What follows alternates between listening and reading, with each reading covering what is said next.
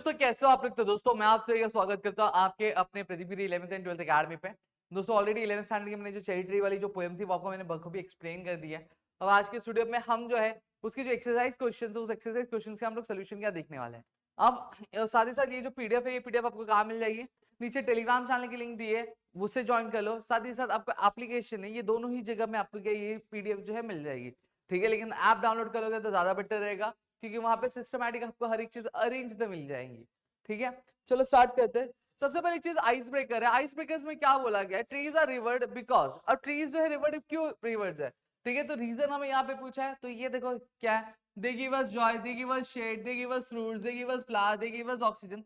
ये हमने क्या दिया हुआ है। अब क्या बोला है, column A shows your involvement in growing a tree as well as the stages in the life of tree. अब देखो ये कॉलम ए क्या बता रहा है, ये कॉलम ए हमें ये बता रहा है कि ये क्या है, ये एक ट्री को उगाने के जो जो स्टेजेस होते हैं वो, या फिर हमने ट्री का जो भी ध्यान रखा है उसके बारे में यहाँ पे बोला गया। फिर उसके बाद column B shows that the feeling और experience at all the stages. और बी हमें क्या बता रहा है, बी हमें हमने जो भी चीजें की है उस चीजों के पीछे का हमारा जो एक्सपीरियंस कैसा था, ठीक है, हमारे इमोशंस क्या थे, इस चीज के बारे में हमें ये बता रहा है। तो हमें इन दोनों को क्या अप्रोप्रिएटली मैच करना है। तो मैं टाइम वेस्ट नहीं करूंगा, ऑलरेडी मैंने मैच करके यहाँ पे लाया। देखिए यू प्लांटेड अ सैम्पलिंग, तो ये क्या है, you wanted to make a humbling beginning. ठीक है, यू वाटेड द प्लांट, अपने पानी को प्लांट किया तो आपका इमोशन एक्सपीरियंस क्या था कि आप उसका ख्याल रख रहे थे। You saw the shoot for the first time, आपने जो अंकुर होता है पौधे का, पेड़ का, वो देखा। The new experience brought excitement to you. ठीक है, फिर you fence the plant, plant के आजू बाजू अपने फेंसिंग कर दी, क्यों की, ताकि इसको हम लोग प्रोटेक्ट कर सकते हैं। Your motive was to protect. देखिए the plant gradually saw lush green leaves growing on it. अब प्लांट जो ग्रेजुअली क्या दिखाने लगा, ग्रीन लीव्स दिखा रहा था, तो colour symbolizing the life give you a feeling of hope. फिर क्या बोला है, the trees had bird too, trees के ऊपर बर्ड थी, तो give you a feeling of joy to see the promising future. फिर birds made a nest on the tree which was fully grown and laden with the flowers. You were happy and satisfied. ठीक है, फिर आप brainstorming देखते हैं, क्या बोला है, find proof from the following, from the poem for the following. ठीक है, अब यहाँ पे हमें प्रूफ ढूंढने के लिए बोला है। क्या बोला गया, the poet has mentioned different season. अब पोएट ने अलग अलग सीजन मेंशन किया, तो आपको पोएम में से ऐसी लाइन ढूंढनी है जहां पे ये आपका एविडेंस पता चल रहा है, ये जो लाइन है ये प्रूफ हो रही है कि हाँ पोएट ने क्या किया है, सीजन के बारे में लिखा है। देखो पहला सीजन है कि समर एंड्स इन मई, तो यहाँ पे another line talks about the moon and the monsoon. फिर उसके बाद क्या बोला, देखो मॉनसून के बारे में बात किया। A different line says the speaker was the plants growing in spring, देखो स्प्रिंग मौसम के बारे में बात किया गया। फिर उसके बाद one more line also points the monsoon season. ठीक है, तो इस तरीके से हम कह सकते हैं कि जो पोयम में आपका एक सीजन से ज्यादा सीजन के बारे में बात क्या की गई है। फिर क्या बोला, पोएट का जो माइन्यूट ऑब्जर्वेशन था वो किसके लिए था, स्टेडी ग्रोथ जो थी चेरी ट्री की उसके लिए था। अब इसको प्रूफ करने वाले सेंटेंस हमें देखने, तो क्या है इसके प्रूफ करने वाले सेंटेंस, पहला क्या, उसने चेरी सीड क्या प्लांट किया ग्रास में। ठीक है, by the end of the May वहां पे एक छोटा जो ट्री था वो उग गया था। ठीक है, वो अभी बहुत यंग था और एक बेबी की तरह था। अगले स्प्रिंग में उसके ऊपर लीव्स और शूट्स आ गई थी। ठीक है, अब जो ट्री था वो अब बड़ा होने की कोशिश कर रहा था। ठीक है, पोएट को लगा कि टाइम और रेन क्या उसको हेल्प करेगा ग्रो करने में मैजिक की तरह। फिर उसके बाद ये दिखाता है कि जो पोएट ने क्या ट्री को धीरे धीरे उठते हुए क्या देखा। The colour measuring the poem, colour के बारे में, the line made a miracle from green growing pain, इसका मतलब क्या पोएट ने कौन सा कलर यूज किया है, कलर यूज किया आपके पोएम में। ठीक है, जो वर्ड ग्रीन है ये क्या कलर है जो हमें किसके बारे में सोचने में मजबूर करता है, प्लांट और नेचर के बारे में। ठीक है, ये हमें दिखाता है कि पोएट ने क्या इमेजिनरी यूज की है क्या, to help us picture the tree growing. फिर क्या बोला, the struggle of the cherry tree for survival. ठीक है, चेरी ट्री का क्या स्ट्रगल था सर्वाइवल के पीछे, इसके बारे में बात किया गया। देखो क्या बोला गया, the poet forgot about the seed but it kept growing on its own. ठीक है, जो पोएट था वो भूल गया था, ठीक है, चेरी ट्री के बारे में, सीड के बारे में, लेकिन वो अपने आप उगने लगा। ठीक है, एंड ऑफ द मई उसने देखा कि जो ट्री थी वो उगने स्टार्ट हो गई थी बिना किसी ख्याल के। ठीक है, ट्री ने कई सारे प्रॉब्लम्स फेस किए, हमने पढ़ा था। ठीक है, गोट ने लीव्स खा लिए, ठीक है, और उसको काट दिया गया था, हैवी रेन उसको डैमेज कर दिया था। फिर भी अगले स्प्रिंग तक नए शूट्स जो थे वो उग चुके थे। ठीक है, the tree tried hard to grow by reaching up for sunlight and air. जो ट्री था उसने बहुत कोशिश की क्या, ऊंचा उड़ने की, क्या ऊंचा उगने की, किसकी वजह से, सनलाइट और एयर की वजह से। ठीक है, ये हमें दिखाता है तो चेरी ट्री ने कभी भी हार नहीं मानी और उसने उगने की हमेशा कोशिश की, भले ही कुछ भी मैटर हो। ठीक है, state whether the following statements are true or false. Correct the false statement by finding the evidence from the poem to support your mark. अब यहाँ पे बोला गया है कि हमें ट्रू है या फिर फॉल्स, अगर फॉल्स है तो क्यों फॉल्स है ये हमें बताना है, ठीक है। क्या बोला, जो cherry tree did not take long to grow, false है, ठीक है। जो चेरी ट्री थी उसने बहुत टाइम लिया क्या उगने के लिए, ठीक है। ये धीरे धीरे उगा, कुछ 8 साल तक उगा, ठीक है। अब ये लाइन हमें कैसे पता चलती, 8 years have passed since I placed my cherry seed in the grass। अभी इस लाइन से हमें ये चीज पता चलती है, इसका मतलब ये कि पोएट ये बता रहे हैं कि इसको चेरी सीड जो है वो गाड़े हुए 8 साल हो चुके। फिर क्या था, bird and insect were benefited from tree, true. The poet was excited at the sight of the cherry tree, true. The poem has an underlying message about the importance of trees, true. The poet repents planting the cherry tree, false. जो poet था उसे बहुत ज्यादा happy feel हो रहा था और proud feel हो रहा था जब कभी भी वो चेरी ट्री को देखता था कि उसने प्लांट किया है, ठीक है। ये क्लियर है इस लाइन से कि but richer by a cherry tree at my door.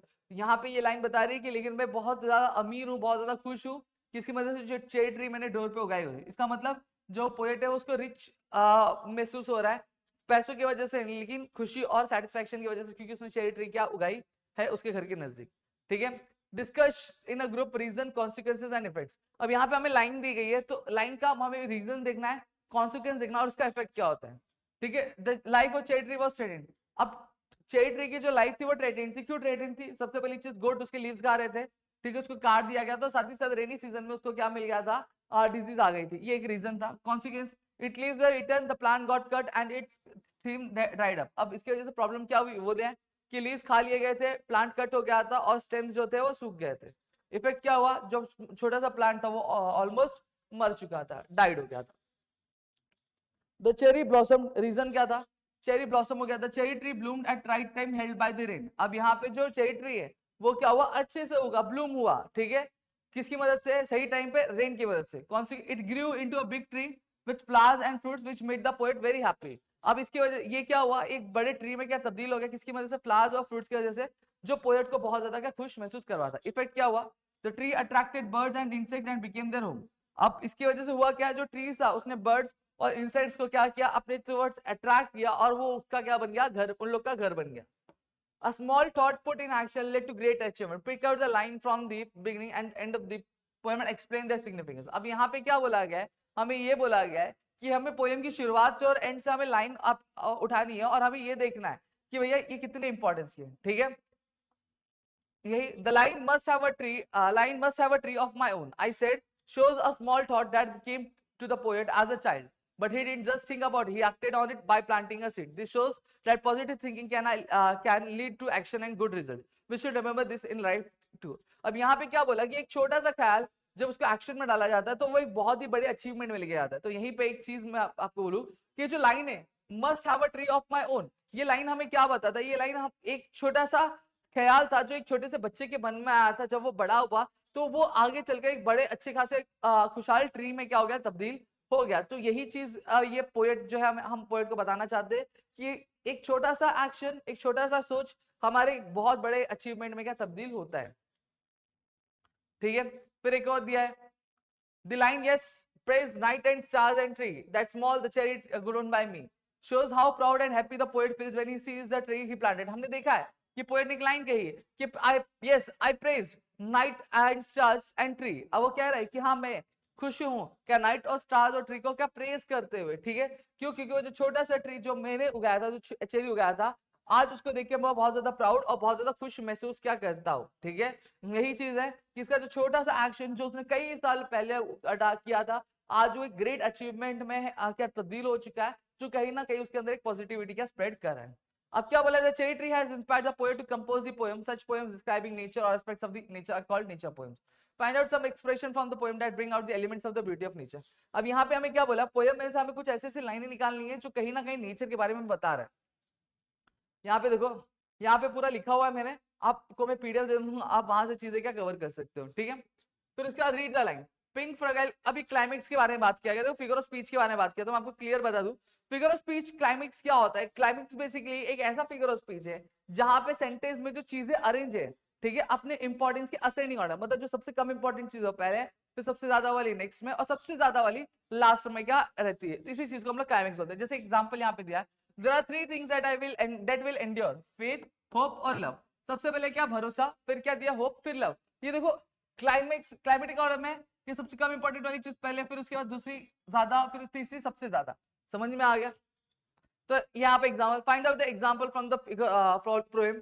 Alliteration मतलब क्या होता है? जब कभी भी एक सेंटेंस में, ठीक है, एक वर्ड होगा, उसका जो स्टार्टिंग का जो आपका अल्फाबेट होगा वो क्या होगा? रिपीट हो रहा होगा एक वर्ड से ज्यादा वर्डों में, तो उसको हम लोग क्या बोलते हैं? एलिट्रेशन। एंथिसिस मतलब जब कभी भी एक सेंटेंस में दो ऑपोजिट वर्ड्स होंगे तो उसको हम लोग एंथिसिस बोलेंगे। पर्सोनिफिकेशन क्या होता है?